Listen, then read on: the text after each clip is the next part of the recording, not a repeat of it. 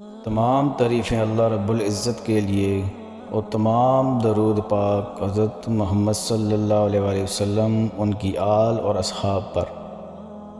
50 ہجری ہے اور حضرت امیر معاویہ رضی اللہ تعالیٰ عنہ بساط خلافت کے واحد حکمران ہیں۔ سابق خلفاء کی طرح اسلامی فتوحات و وسعت پذیر ہیں۔ حضرت امیر معاویہ رضی اللہ تعالیٰ عنہ نے حضرت عقبہ بن نافع کو افریقہ فتح کرنے کے لیے حکم فرمایا۔ حضرت عقبہ نے افریقہ میں فتوحات حاصل کیں۔ جب کیرواں کے پاس پہنچے تو ایک مہیب اور خوفناک جنگل کے سوا کچھ نہ تھا۔ خطرناک درندوں، زہریلے سانپوں اور وحشی جانوروں کا مسکن تھا۔ وہاں انسانوں کا گزرنا ممکن سی بات تھی۔ سالوں تک درندوں سے مقابلہ کرنے کے بعد کہیں آبادی کی آ سکتی تھی،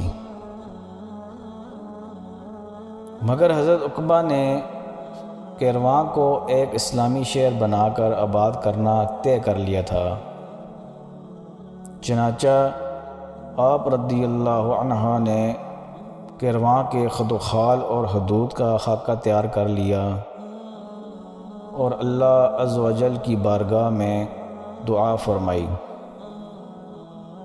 اور اس سرزمین پر کھڑے ہو کر 3 مرتبہ بلند آواز سے اعلان کر دیا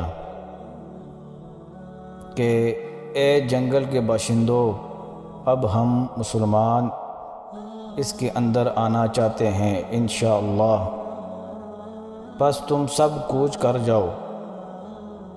آواز کیا تھی؟ بجلی کا کڑکا تھا۔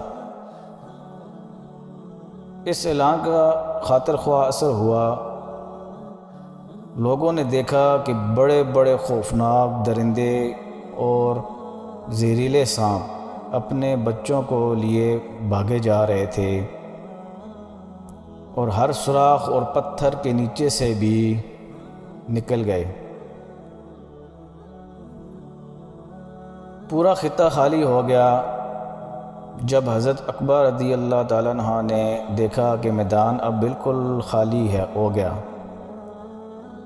تو قوم کو حکم دیا کہ اب تم لوگ اللہ کا نام لے کر آ جاؤ۔ چنانچہ ان ہی کے اشارے اور حکم پر کیرواں بسایا گیا۔ بڑے بڑے غیر مسلم مورخ آج حضرت عقبہ کو کیرواں کا آباد کرنے والا تسلیم کرتے ہیں۔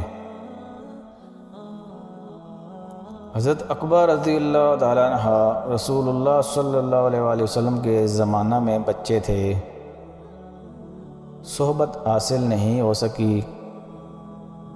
آپ رضی اللہ تعالیٰ عنہ افریقہ میں ہی شہید ہو گئے۔ اس حیرت انگیز واقعہ کو دیکھ کر ایک جمع غفیر لوگوں کا مسلمان ہو گیا۔